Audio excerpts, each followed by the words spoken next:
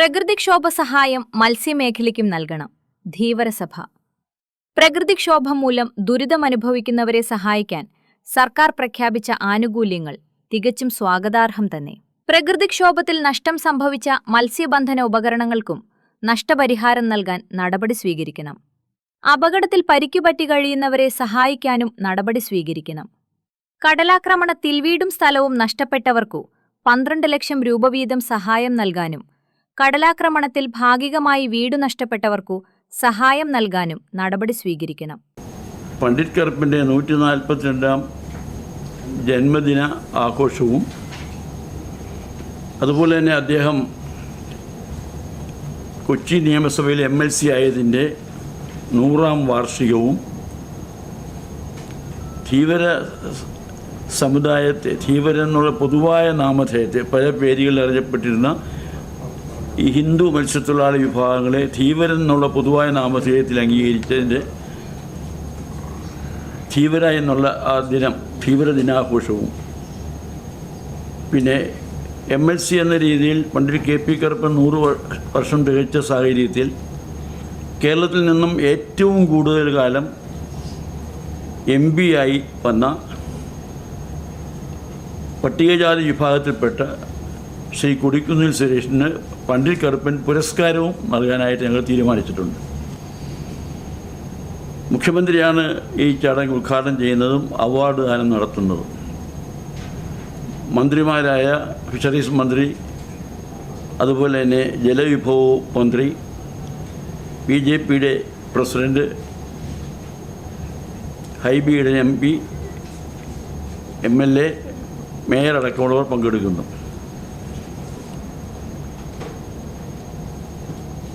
ഈ പുരസ്കാര തുക 25,000 രൂപയാണ്. ഞങ്ങൾ ആദ്യമായിട്ട് ഏർപ്പെടുത്തുന്നൊരു പുരസ്കാരമാണ്. ആ പുരസ്കാരം ഏർപ്പെടുത്തിയത് തന്നെ അദ്ദേഹം MLC ആയിരുന്നതിൻ്റെ 100ാം വാർഷികം ആഘോഷിക്കുന്ന അവസരത്തിലാണ് ഈ പുരസ്കാരം ഞങ്ങൾ ഏർപ്പെടുത്തിയത്. ഏറ്റവും അർഹതപ്പെട്ട, കാരണം അദ്ദേഹം പട്ടികജാതി വിഭാഗങ്ങളുടെ മോചനത്തിന് വേണ്ടി ആത്മാർത്ഥമായി പരിശ്രമിച്ച ഒരു സാമൂഹിക പരിഷ്കർത്താവായിരുന്നു. കൊച്ചി നിയമസഭയിൽ അദ്ദേഹത്തെ ആദ്യം MLC ആയി നോമിനേറ്റ് ചെയ്തു. രണ്ടാമത്തെ പ്രാവശ്യം നോമിനേറ്റ് ചെയ്തപ്പോൾ അദ്ദേഹം പറഞ്ഞു, എന്നേക്കാൾ അർഹതയുള്ള വേറെ ആൾക്കാരുണ്ട്. അങ്ങനെയാണ് പട്ടികജാതി വിഭാഗത്തിൽപ്പെട്ട ശ്രീ PC ചാഞ്ചനെ കൊച്ചി നിയമസഭയിൽ നോമിനേറ്റ് ചെയ്തത്. അപ്പോൾ ആ ഒരു മഹാമനസ്കത കാണിച്ച യശസ്വരനായ കവിതലൻ പണ്ഡിറ്റ് KP കറുപ്പൻ MLC ആയി വന്നതിന് 100ാം വാർഷികം ആഘോഷിക്കുന്ന അവസരത്തിൽ ആ വിഭാഗത്തിൽപ്പെട്ട തന്നെ ഒരാൾക്ക് അവാർഡ് കൊടുക്കണം, പുരസ്കാരം നൽകണമെന്നാണ് ഞങ്ങൾ തീരുമാനിച്ചത്. അതിൻ്റെ അടിസ്ഥാനത്തിലാണ് 25,000 രൂപയും അതുപോലെ തന്നെ ഫലകവും നൽകാനുള്ള തീരുമാനം ഞങ്ങൾ എടുത്തത്. ഈ സർക്കാർ അധികാരത്തിൽ വന്നതിന് ശേഷം ആദ്യമായി നടത്തുന്ന ഒരു പൊതുചടങ്ങാണ് ഞങ്ങളെ സംബന്ധിച്ചിടത്തോളം. പിന്നെ മുഖ്യമന്ത്രിയും മന്ത്രിമാരും എല്ലാവരും കൃത്യമായിട്ട് അന്ന് 9:30 മണിക്ക് തന്നെ എത്തും. മുഖ്യമന്ത്രിക്ക് വേറെ പരിപാടി ഉള്ളതുകൊണ്ട് കൃത്യം 9:30 മണിക്ക് തന്നെ ഇവിടെ എത്തും. ഞങ്ങൾ ക്ഷണിച്ചവരെല്ലാവരും തന്നെ ആ പരിപാടിയിൽ പങ്കെടുക്കും. അപ്പോൾ നിങ്ങളെ എല്ലാവരും ആ ചടങ്ങിലേക്ക് ക്ഷണിക്കുകയാണ്. അതോടൊപ്പം തന്നെ ഇപ്പോൾ പ്രകൃതിക്ഷോഭം നടന്നുകൊണ്ടിരിക്കുന്ന അവസരമാണ്. പ്രകൃതിക്ഷോഭം മൂലം കടലോര മേഖലയിലും മലയോര മേഖലയും ഉൾനാടൻ മേഖല അടക്കമുള്ള പ്രദേശങ്ങളിലുള്ള ജനങ്ങൾ ദുരിതം അനുഭവിക്കുകയാണ്. മുഖ്യമന്ത്രി കഴിഞ്ഞ ദിവസം പ്രഖ്യാപിച്ച ചില ആനുകൂല്യങ്ങൾ തികച്ചും സ്വാഗതാർഹമായ തീരുമാനമാണ്. കാരണം വീടും സ്ഥലവും നഷ്ടപ്പെട്ടവർക്ക് 12 ലക്ഷം രൂപ, വീട് മാത്രം നഷ്ടപ്പെട്ടവർക്ക് 6 ലക്ഷം രൂപ, മരിച്ചവർക്ക് അവരുടെ കുടുംബത്തിന് 8 ലക്ഷം രൂപ, അങ്ങനെയുള്ള ഒരു സഹായമാണ് പ്രഖ്യാപിച്ചത്. വീട് മാത്രം നഷ്ടപ്പെട്ടവർക്ക് 6 ലക്ഷം രൂപ. അപ്പോൾ ആ തീരുമാനം പറഞ്ഞ അവസരത്തിൽ ഈ കടലോര മേഖലയെ സംബന്ധിച്ചുള്ള കാര്യങ്ങൾ സൂചിപ്പിച്ചില്ല. ഞങ്ങൾ ആഭ്യന്തരമന്ത്രിയും മറ്റുള്ളവരുമായിട്ട് ബന്ധപ്പെട്ടു. മുഖ്യമന്ത്രിക്ക് ഇന്നലെ തന്നെ ഞങ്ങളുടെ നിവേദനം മെയിൽ ചെയ്തു. അപ്പോൾ അതുകൂടെ ഒന്ന് ക്ലാരിഫൈ ചെയ്യണമെന്ന് പറഞ്ഞു. അപ്പോൾ ഞങ്ങൾ പറയുന്നത്, ഈ ആനുകൂല്യങ്ങൾ ഇപ്പോൾ ഒരു കുടുംബത്തിലെ 3 മത്സ്യത്തൊഴിലാളികളാണ് കൊല്ലം നീണ്ടുകരയിൽ നിന്ന് മത്സ്യബന്ധനത്തിൽ മരിച്ചത്. അതുപോലെ തന്നെ വിഴിഞ്ഞം അടക്കമുള്ള പ്രദേശങ്ങളിൽ നിന്ന് കടലിൽപ്പെട്ട് മരിച്ച മത്സ്യത്തൊഴിലാളികളുണ്ട്. അപ്പോൾ അവർക്കും ഈ ആനുകൂല്യങ്ങൾ ബാധകമാക്കണം. 8 ലക്ഷം രൂപ അവർക്ക് കൊടുക്കണം. അതുപോലെ തന്നെ വീട് സ്ഥലവും നഷ്ടപ്പെട്ട ഒരുപാട് പേരുണ്ട്. അവർക്ക് 12 ലക്ഷം രൂപ കൊടുക്കണം. വീട് മാത്രം നഷ്ടപ്പെട്ടവരുണ്ട്, അവർ 6 ലക്ഷം രൂപ കൊടുക്കണം. അതുപോലെ മത്സ്യത്തൊഴിലാളികൾ മത്സ്യബന്ധനത്തിന് പോകരുതെന്ന് ഗവൺമെൻറ് പറഞ്ഞു. ആ പോകരുതെന്ന് പറഞ്ഞ അവസരത്തിൽ കഴിഞ്ഞ വർഷം 200 രൂപ വെച്ചാൽ കൊടുത്തുകൊണ്ടിരുന്നത്. ഞങ്ങളത് 500 രൂപയ്ക്ക് വർദ്ധിപ്പിക്കണം എന്നാവശ്യപ്പെട്ടിട്ടുണ്ട്. പിന്നെ മത്സ്യബന്ധന ഉപകരണങ്ങൾക്ക് നഷ്ടം വന്നിട്ടുണ്ട്. ആ നാശനഷ്ടം നൽകാൻ നടപടി സ്വീകരിക്കണം. ഇപ്പോൾ ഞങ്ങൾ 2018 പ്രളയം ഉണ്ടായപ്പോൾ ഞങ്ങളാണ് ആദ്യമായിട്ട് എറണാകുളം, തൃശ്ശൂർ, ആലപ്പുഴ, കൊല്ലം കളക്ടർ അവർ വിളിച്ചിട്ട് പറഞ്ഞു, എങ്ങനെയാണെന്ന് ആളുകളെ രക്ഷപ്പെടുത്തുമെന്ന് സംശയിച്ച് നിൽക്കുന്ന അവസരത്തിലാണ് ഞാൻ തന്നെയാണ് വിളിച്ചു പറഞ്ഞത്.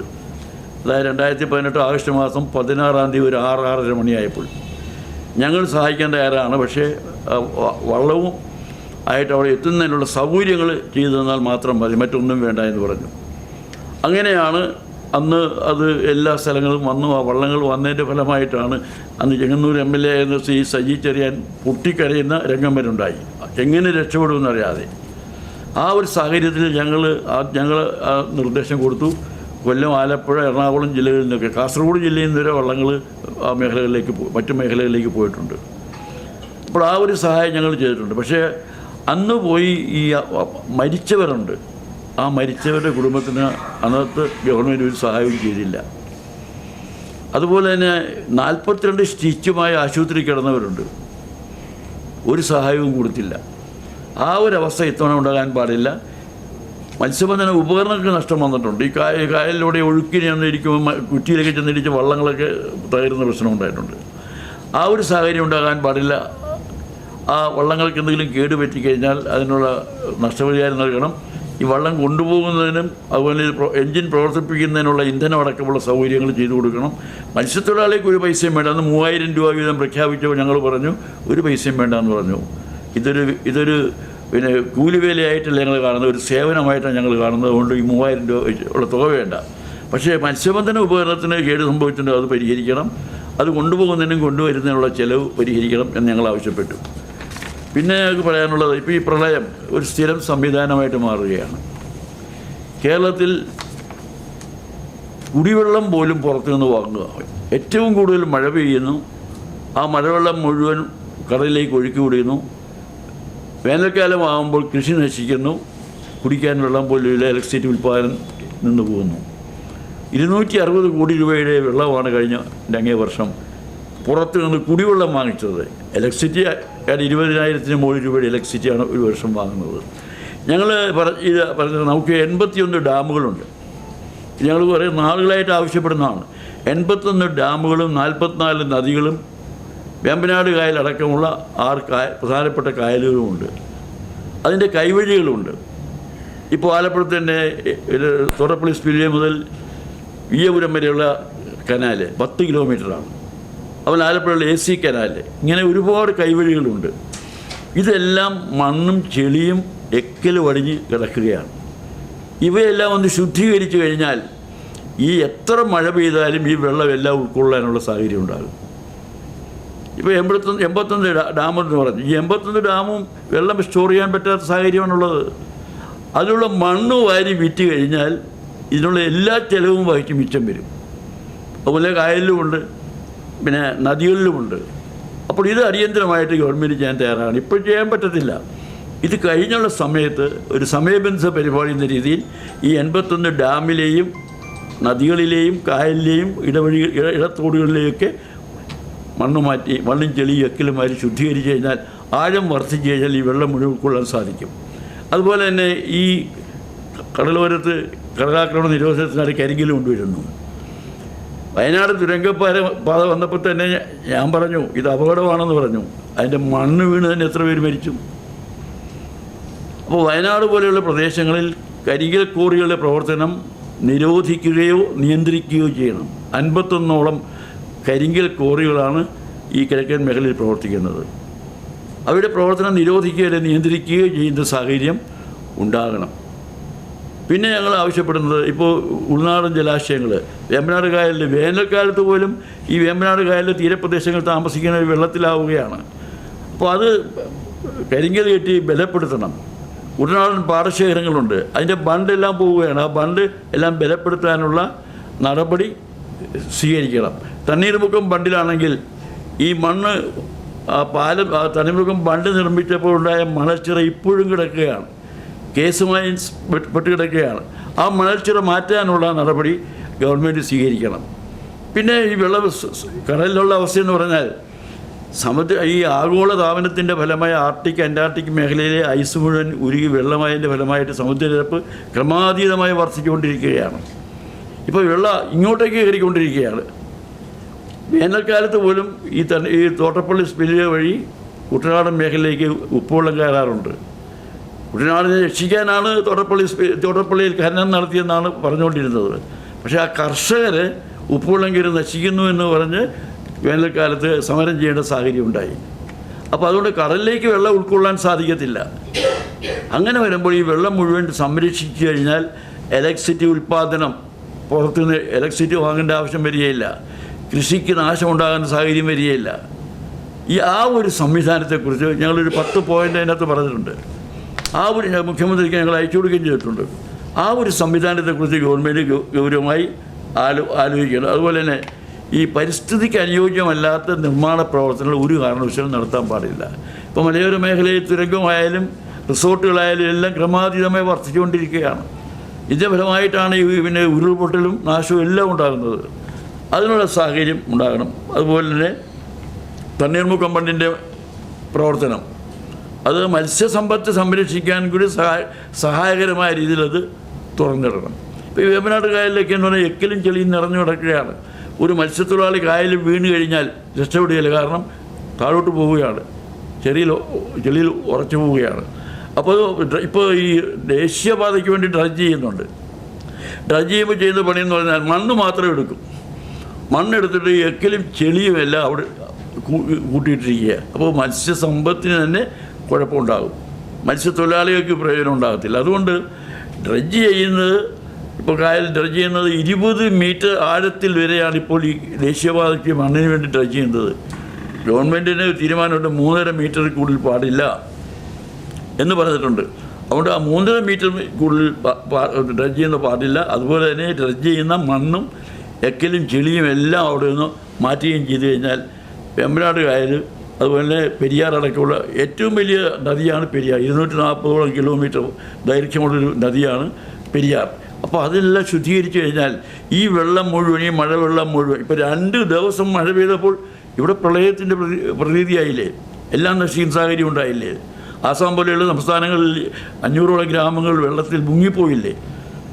ഇവിടെ ആ ഒരു സാഹചര്യമില്ല. ഇവിടെ മഴ പെയ്താൽ വെള്ളം സ്റ്റോർ ചെയ്യാനുള്ള ഈ 81 ഡാം നന്നാക്കി ഈ നദികളിലെയും കായലുകളിലേക്ക് ആഴം വർദ്ധിപ്പിച്ച് ഇടത്തോടുകളിലേക്ക് ആഴം വർദ്ധിപ്പിച്ച് കഴിഞ്ഞാൽ ഈ വെള്ളമെല്ലാം ഉൾക്കൊള്ളാൻ സാധിക്കും, വൈദ്യുതി ഉൽപ്പാദിപ്പിക്കാൻ സാധിക്കും, കറണ്ട് കട്ടിൻ്റെ ആവശ്യം വേണ്ടി വരികയില്ല.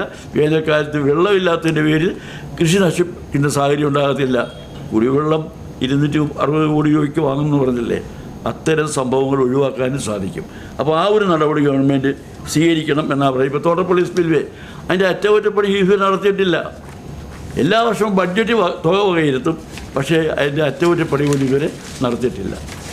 പിന്നെ ഉള്ളത് ഉൾനാട് ജലാശയങ്ങളിലെ പോള, അറിയാമല്ലോ. ആ പോള ഇപ്പോൾ തന്നെ തോട്ടപ്പള്ളി സ്പിൽവേയിലൂടെ വെള്ളം ഒഴുകുന്നില്ല. കാരണം എന്താ, ഈ പോളയെല്ലാം കൂടെ വന്ന് പുതിയ പാലത്തിൻ്റെ നിർമ്മാണ പ്രവർത്തനം നടത്തുന്ന സാഹചര്യത്തിൽ അതെല്ലാം വന്ന് അവിടെ തടഞ്ഞു നിൽക്കുകയാണ്. ഒരു മല പോലെ നിൽക്കുകയാണ്. പണ്ട് ഹനുമാൻ കുന്നുകൊണ്ട് എന്ന് പറഞ്ഞ പോലെ ഒരു മല പോലെ അവിടെ നിൽക്കുകയാണ് ഈ പോളയെല്ലാം കൂടി. അതൊക്കെ നീക്കം ചെയ്യണം. പിന്നെ ഇത്തരം പ്രവർത്തനങ്ങൾ നടത്തുകയാണെങ്കിൽ വെള്ളം സംഭരിക്കാം, വൈദ്യുതി ഉൽപ്പാദനം ഭംഗിയായി നടത്താം, കൃഷി ഭംഗിയായിട്ട് നടത്താം. അതുപോലെ തന്നെ പ്രളയത്തിൻ്റെ ദുരന്തം ഉണ്ടാവുകയില്ല. വെള്ളം കടലിലേക്ക് പോകാനുള്ള ഒരു സാഹചര്യമില്ല. സാഹചര്യത്തിൽ അടിയന്തരമായ ഒരു സമയബന്ധിത പരിപാടിയായി ഗവൺമെൻറ് ഈ പരിപാടി ചെയ്യണമെന്നാണ് ഞങ്ങൾ ആവശ്യപ്പെടുന്നത്.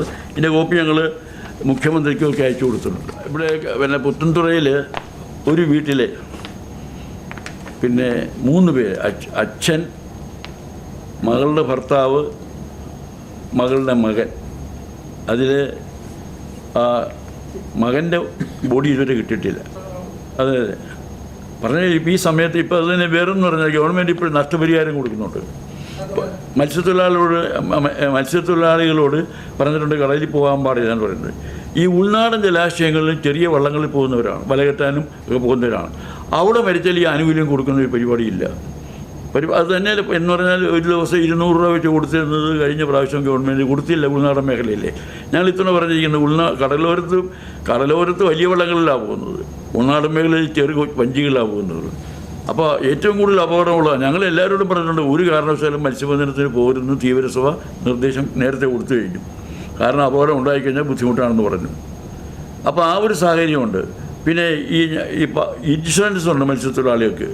ഇപ്പോൾ മത്സ്യബന്ധന ഇൻഷുറൻസ് എന്ന് പറഞ്ഞാൽ മത്സ്യത്തൊഴിലാളി അടയ്ക്കുന്ന തുകയ്ക്കുള്ള പ്രീമിയമാണ്. പിന്നെ ഗവൺമെൻറ്റിൻ്റെ ഇൻഷുറൻസ് ഉണ്ട്, അത് എല്ലാവർക്കും തൊഴിലാളികളുണ്ട് എല്ലാവരും ഉള്ളതും. പക്ഷേ അത് ഇതുമായിട്ട് കൂട്ടിക്കുഴയ്ക്കരുത്. ഈ മറ്റുള്ളവർക്ക് ഈ മരിച്ചപ്പോൾ കൊടുത്ത ആ കുടുംബങ്ങൾ കൊടുത്ത അതേ 8 ലക്ഷം രൂപ മത്സ്യത്തൊഴിലാളി കുടുംബങ്ങളിൽ നിന്ന് മരിച്ചവർക്കും കൊടുക്കണം. അപ്പോൾ ആ ഒരു സാഹചര്യം ഉണ്ടാകണം. ഇപ്പോൾ വിഴിഞ്ഞത്ത് മരിച്ചവരെ ബോഡി കിട്ടാത്തവരുണ്ട്. നഷ്ടപരിഹാരം മുഖ്യമന്ത്രി ഇന്നലെ പറഞ്ഞപ്പോഴേ ഈ പ്രളയവുമായി ബന്ധപ്പെട്ടുള്ള രീതിയിലാണ് പറഞ്ഞ, മത്സ്യത്തൊഴിലാളികളുടെ കാര്യം പറഞ്ഞില്ല. അപ്പോൾ അതിനൊരു ക്ലാരിഫിക്കേഷൻ വേണമെന്ന് പറഞ്ഞ് ഞാൻ ഒരു ഇന്നലെ തന്നെ മുഖ്യമന്ത്രി ഒരു നിവേദനം മെയിൽ ചെയ്തിട്ടുണ്ട്. ആഭ്യന്തരമന്ത്രിയെ വിളിച്ച് പറയുകയും ചെയ്തിട്ടുണ്ട്. പിന്നെ ആഭ്യന്തരമന്ത്രിയുടെ പത്രസമ്മേളനം ഉണ്ടെന്ന് പറഞ്ഞു. ഈ കാര്യങ്ങൾ ക്ലിയർ ചെയ്യുമെന്നാണ് അദ്ദേഹം പറഞ്ഞത്. അപ്പോൾ 9-ാം തീയതി എല്ലാവരും ക്ഷണിച്ചിരിക്കുകയാണ്. അതിന് പ്രധാനമന്ത്രി വന്ന പോലുള്ള പാസ്സൊന്നും അതിനാവശ്യമില്ലല്ലോ. അത് BJP നേതാവെന്ന രീതിയിലല്ല, അദ്ദേഹം MLA എന്ന രീതിയിലാണ്. CPM നേതാക്കന്മാരെ വിളിച്ചായിരുന്നത്. കഴിഞ്ഞ 10 കൊല്ലമായിട്ട് ഞങ്ങൾ മുഖ്യമന്ത്രി ക്ഷണിക്കാനുള്ള പരിപാടിക്കെല്ലാം വരത്തില്ല എന്ന് പറയത്തില്ല. 2 ദിവസം കഴിയുമ്പോൾ പറയുകയാണ് എനിക്ക് അവിടെ പരിപാടിയുണ്ട്, ഇവിടെ പരിപാടിയുണ്ട്. കഴിഞ്ഞ ഞങ്ങൾ ഈ ഏറ്റവും അവസാനം എന്ന് പറഞ്ഞാൽ വൈക്കം സത്യാഗ്രഹത്തിൻ്റെ ശതാബ്ദി ആഘോഷത്തിന് പരിപാടി നടത്തി.